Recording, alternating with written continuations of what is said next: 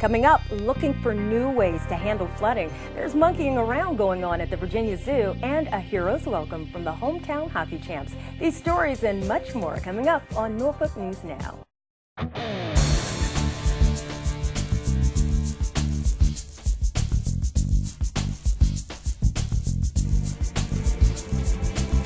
Welcome to the July edition of Norfolk News Now. I'm Karen Parker Chesson with the Norfolk Police Department. Thanks for joining us. Though the flooding problem is as old as Norfolk herself, sea level rise in hurricane seasons are especially destructive to residents and businesses, and now the city of Norfolk is trying to tackle the continuing problem of flooding head on. The issue of flooding is actually one of the manager's top 5 issues that he deals with on a focus area. Flooding, healthy Norfolk, neighbors building neighbors, and impact, which is basically our ability to take your calls and respond to requests of citizens are some of those priorities that he asked the departments and city staff to focus on. Last month at Prutlow Library, Assistant City Manager Ron Williams and other city leaders outlined the city's flooding strategy in a series of presentations. There's plan, prepare, communicate, and mitigate. Planning speaks to that long-term planning, study, and analysis. Prepare is talking about the more emergent or more immediate needs and how you respond in an emergency situation.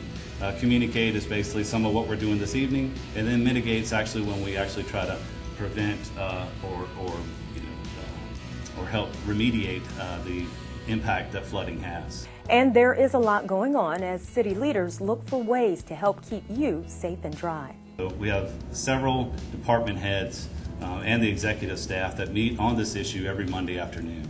And a lot of what's in this plan, which we won't touch on everything that's in the strategy and under the work plan this evening, is discussed at those Monday meetings. We do have ongoing shoreline protection analysis, which really speaks to the Ocean View Willoughby beaches. We have legislative initiatives. We're working with partners both in the sciences and engineering, and then we're looking at best practices in building codes and zoning ordinances to help mitigate the continued damage to property. Norfolk is also getting outside help with the issue. We have a flooding awareness experts advisory group, which has really given us the ability to bring institutional residents, the Navy, the universities, NOAA, and also marry up sciences and engineering, and also gives us kind of a sounding board for what we're looking at, what the analysis we're doing, and asking them, hey, are we on the right track? Is there something else we should be looking at? We have had recently a study that shows our watersheds and the precipitation, rainfall, flooding, and how that impacts the whole city. And additionally, we have a study that's given us an understanding of the tidal flooding citywide as well, and we're going to start to absorb that and understand what we need to do for a plan forward. Both of those studies really give us a 2 to 3 decade kind of plan, like we have very much in a transportation realm, for the type of infrastructure that we should continue to provide and enhance. Another goal is continual transparency. To help with that, the City of Norfolk has created a new flooding awareness website. Log on to norfolk.gov and click on Flood Awareness on the left side of the page. We are trying to have this site meet your needs and answer some of the questions that keep coming up in the conversation. There is a variety of flooding information available on the site, including all of the different studies that are going on, as well as updates on flooding mitigation. You can also find flood map estimations for Category 1 through 4 hurricanes. You can zoom in and find your neighborhood and the property, and it'll tell you what Norfolk looks like in this kind of category storm. So those are all there in one place for you to use. And when we had our last event, those maps were used for suggested neighborhoods to evacuate. We used those storm surge maps. In addition, you'll find answers to your most frequently asked questions when it comes to flooding in Norfolk, as well as links to capital improvement projects. And these are specific projects that deal with stormwater, flooding, infrastructure improvements. And so we are trying to keep those up to date so you can see what we're doing citywide. There are even maps that show what happened in Norfolk during storms like Hurricanes Isabel, Irene, and the 2009 nor'easter. You call these maps up and they'll show you what the city looked like and what areas were underwater or more impassable or inundated with water, tidally influenced water at that point. Additionally, the Federal Emergency Management Agency recently awarded the City of Norfolk nearly $1 million to elevate 5 homes in the Colonial Place and Riverview neighborhoods as part of the Severe Repetitive Loss Grant Program. A small victory for a city surrounded by beautiful but sometimes destructive waters. The Norfolk Police Department has a new top cop. The city manager appointed Chief Michael Goldsmith to the post recently.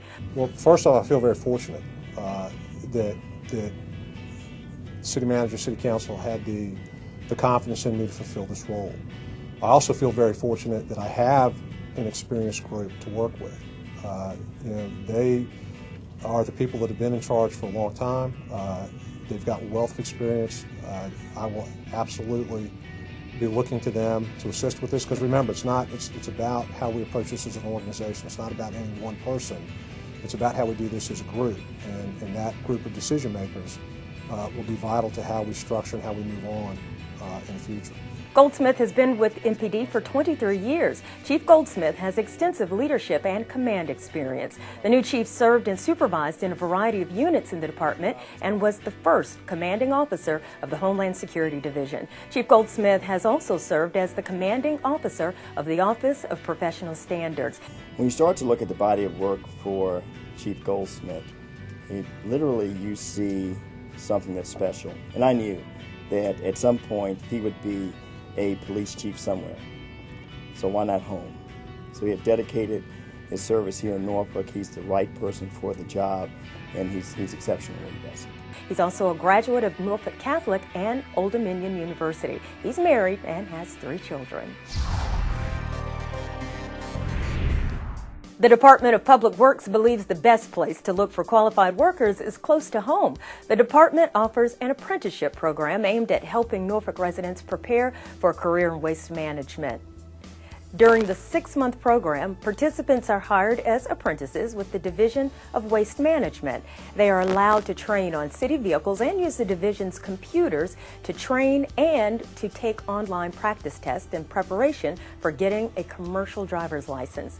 The apprentices also have access to training forums and learn job skills specific to working with Norfolk's Division of Waste Management. At the end of the apprenticeship period, participants are eligible to be hired through the city's regular recruitment process. Since the program started back in 2005, more than 20 Norfolk residents have graduated from the program and have gone on to start careers with the city. It just got a little easier to beat the heat this summer. Last month, the Division of Recreation, Parks and Open Space opened the new Norview Community Center splash pad. 1, 2, 3. Very good. The fenced-in splash pad features a variety of spray features to keep visitors cooled off and having fun. A year ago, a promise was made that a splash pad would be constructed at the Norview Community Center.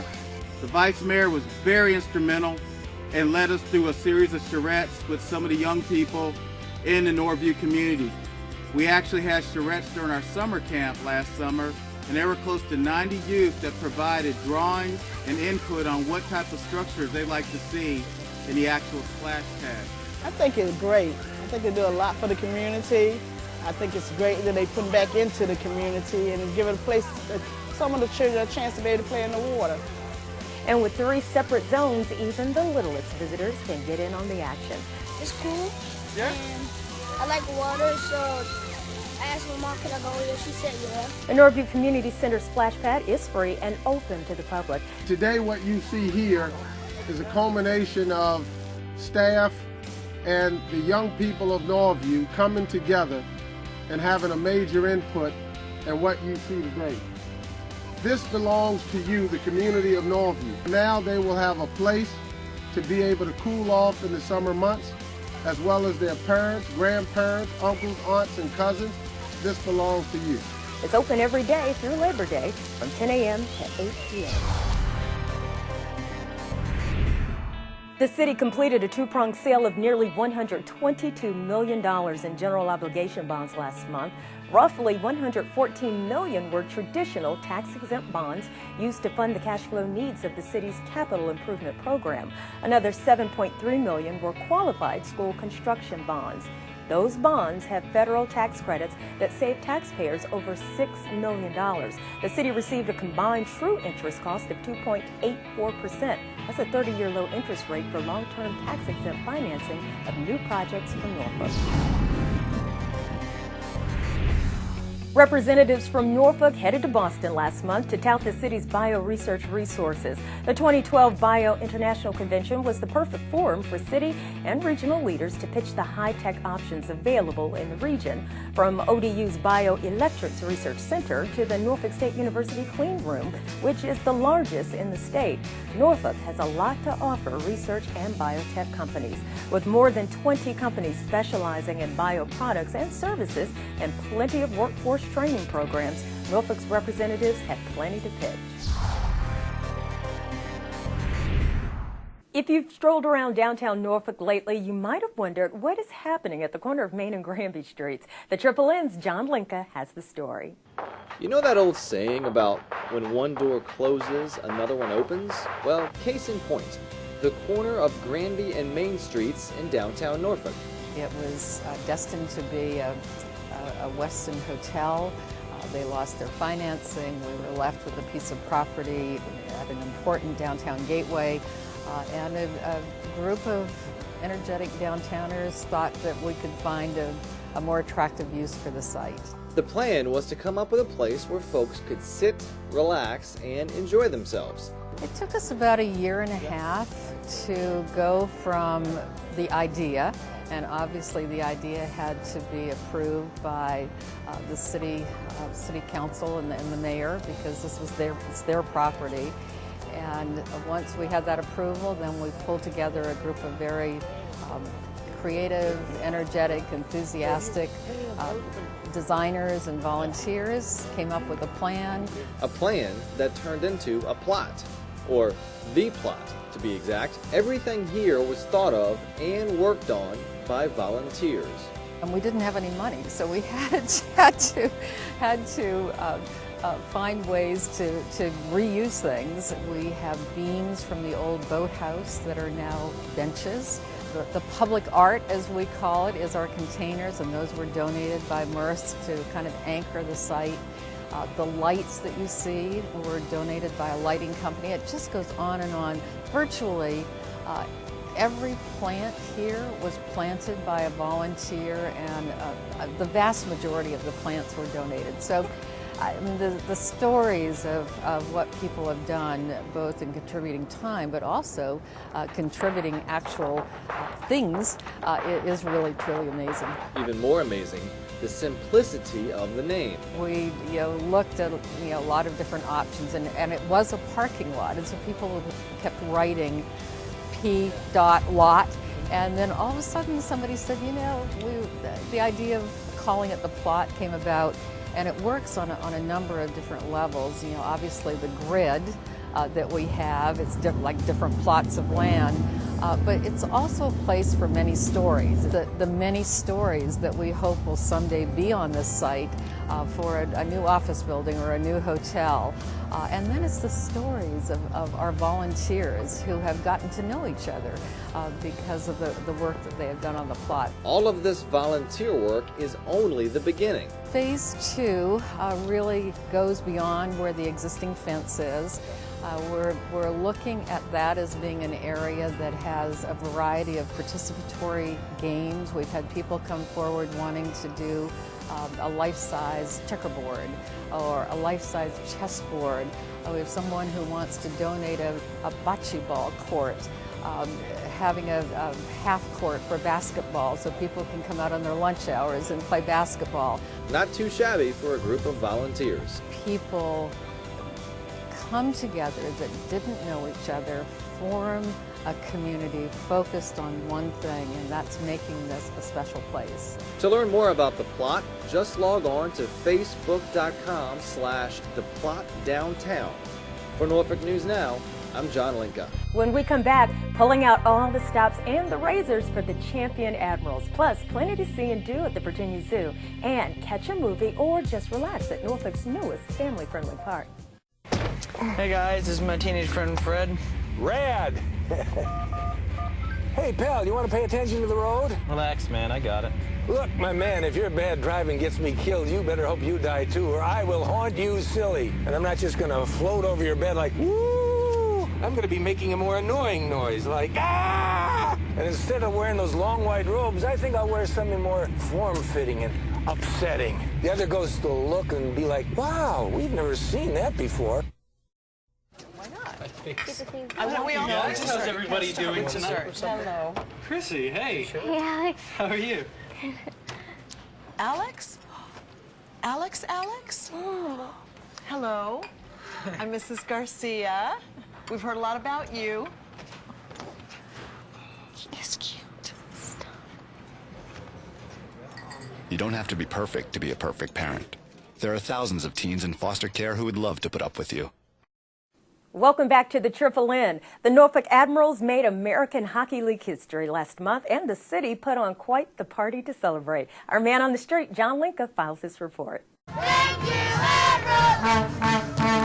Thank you, Admirals! We came home from the airport. The support has been just amazing. We had a ton of people there, people back at the rink the day we came back. And to see this, see the people on Granby Street for the parade, it's just a test to how amazing the fans have been all year. It's something else. It's very special. Make some noise for your 2011-2012 Calder Cup champion, Norfolk Admirals!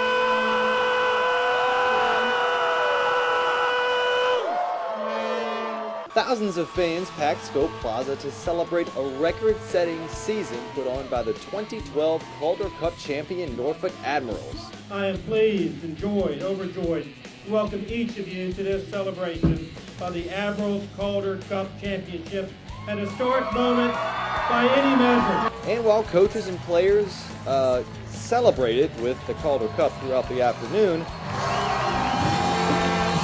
it was all about the season that was.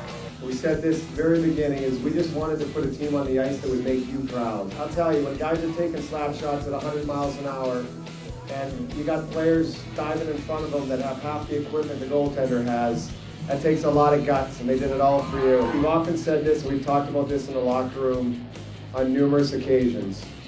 I said when we're at home and the chips are down and our backs against the wall, don't worry, fellas, there'll be 8,000 fans there to lift you up, and you guys should do just that. The American Hockey League affiliate of the NHL's Tampa Bay Lightning blew through the regular season, winning 55 of 76 games, including a record-setting 28 consecutive wins to close out the regular season. The Admirals kept winning in the playoffs, 15 of 18 games in fact, including a 4-0 sweep of the Toronto Marlies to win their first ever Calder Cup. And the Admirals are Calder Cup champions. 10 straight wins and a sweep in the Calder Cup final will bring the first championship in the American Hockey League to the Norfolk Admirals franchise.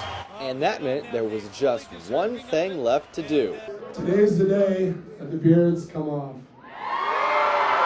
That's right, it was time for those playoff beards to go bye-bye. During the Scope celebration, the Admirals teamed up with the St. Baldrick's Foundation and got all baby-faced to benefit pediatric cancer research. It was just a part of the afternoon celebration to simply say thank you. On behalf of all the boys, we want to thank you guys for coming out. What you guys did here will always be engraved in our hearts forever. You guys have been the best fans any team could ever ask for. What you guys did for us all year was unbelievable, and none of us will ever forget this day or this year. And it's all because of you guys and what you guys have done for us, and open your hearts and around the community for us. We have the best fans and the best team right now, and I want to say thank you from all of us. It was announced soon after the celebration that the parent club Tampa Bay Lightning would change AHL affiliates, meaning these Admirals would be moving to Syracuse, New York for next season. But there will still be American League hockey at Scope next year, and there will always be this banner to go along with the memories of the greatest single season in American Hockey League history. For Norfolk News Now, I'm John Linka. More than 6,000 volunteers turned out to take part in the 23rd annual Clean the Bay Day, clearing some 150,000 pounds of trash. Volunteers from Hampton Roads, the Eastern Shore, and Central Virginia worked to clean debris from approximately 500 miles of stream and shoreline. Locally, 1,200 volunteers fanned out to clean 42 sites, representing almost 65 miles of shoreline. Local volunteers gathered nearly 36,000 pounds of trash. For more information about Clean the Bay Day or how you can help year-round, visit Keep Norfolk Beautiful online at norfolkbeautiful.org. Norfolk residents now have more locations for disposing of household hazardous waste, as well as e-waste. Household hazardous waste are items like old paint, auto fluids, and fluorescent bulbs that can't be collected with bulk waste or thrown out in regular green trash carts. Instead, residents can bring them to the Division of Waste Management at 1176 Pine Ridge Road. The facility is open for drop-offs Monday through Saturday from 10 a.m. to 2 p.m. Additionally, e-waste can also be dropped off at the Division of Towing and Recovery at 1195 Lance Road. That location is available to accept e-waste 24 hours a day, 7 days a week. Proof of residency will be required when you drop off items for recycling. To find out more what can be recycled in Norfolk, visit norfolktrash.com. Summer is a great time to plan a visit to the Virginia Zoo. And with the opening of an outdoor expansion, you might just get to see the zoo's orangutan pair in a whole new way. John Linka has a look. It's a big outdoor playground, but it's not for us. This is our outdoor habitat for our orangutans. The habitat has been here since the exhibit opened, the Asia the Trail exhibit opened in April of 2011. Orangutans Pepper and Schnitz used to spend all their time in their indoor habitat here at the Virginia Zoo, but let's be honest, wouldn't you rather hang out here? We have a much bigger climbing structure out here for them than they have inside. Plus they'll have grass, they'll have you know, the breeze coming off of the river and the smells of the outside, so I think there'll be a lot more stimulation. But a lot more stimulation has translated into the old hand-on-forehead look of, oh dear, what's all this? Over the long term, they're going to get a lot more stimulation out here than they get in their indoor habitat. I mean, they're comfortable in their indoor habitat, don't get me wrong. That's one of the challenges we have, is that's what they're used to and that's what their comfort zone is. But if we can get them outside, there's a lot more stimulation, I think, for them in the long term. Well, they're halfway there. Right now, only Pepper has come outside, but that's okay. Zoo staff knew this would take a little time. Pepper has been outside several times already. She's the female orangutan, and she comes out several times a day, but usually only for a few seconds. She'll come out, she'll touch something and run back in. Today she was out for 20 seconds, which is a new record, I'm told. So she's making progress, and as she comes out more, we'll hope that Schnitz will follow. But before you get to the orangutan exhibit, you'll notice something new right outside the zoo entrance. Yeah, well, our mermaid that we had had several chips and dents, and paint was fading and peeling off. So we decided it was time for a facelift, and we hired area artist Sam Welty, and we asked him to give our mermaid a makeover as well. And he did, and so we just reintroduced that to the public today. And these aren't the only reasons to check out the Virginia Zoo this summer. We got a lot of summer activities going on. One, we're having our Zoo Guru Summer Concert Series. The first one of those is at the end of June, and then we'll have one at the end of July and one at the end of August. But we have regular Zoo Tales, which is a story time. I believe those are Tuesdays at 10 a.m. We have those. So there's a lot of activities for children, not to mention just the animals. You know, it's warm weather. It's a beautiful time to be outside, and we have, you know, Asia animals, African animals, Australian animals, North American animals. So there's a lot to see and a lot to do for kids outside. For more information on all the goings-on at the Virginia Zoo, just log on to www.virginiazoo.org. For Norfolk News Now, I'm John Linka. Are you a potential first-time home buyer in the city of Norfolk? Then you might want to visit the Norfolk Redevelopment and Housing Authority's HomeNet Home Ownership Center. According to NRHA, first-time buyers could get up to $30,000 in closing cost assistance through the Home Investment Partnership Program. The program offers a range of services to first-time buyers looking to purchase a home in Norfolk. Additionally, the Virginia Individual Development Account, or VIDA, is another resource for home buyers in the HomeNet program. VIDA is a special savings account program for low-income households that triple participant savings by matching $2 for every $1 participants save toward a home purchase in a VIDA account up to $4,000. For more information on both programs, visit NRH online at nrha.us. Looking for a great place to relax with the family this summer? Check out Town Bank Fountain Park. Nestled between Town Point Park and Waterside, Fountain Park features an outdoor bistro lounge, cornhole, and of course a fountain. Not just any fountain though. This is the park's signature interactive dancing fountain. When the city invested all the money to redesign Town Point Park a few years ago, one of the ideas was to include an area where guests could come every day. You know, the old Town Point Park was beautiful, but it was mostly for festivals and events. We wanted to make sure that Town Point Park could be utilized on a more regular basis, and the fountain is perfect, especially at this time of year when it really starts to heat up.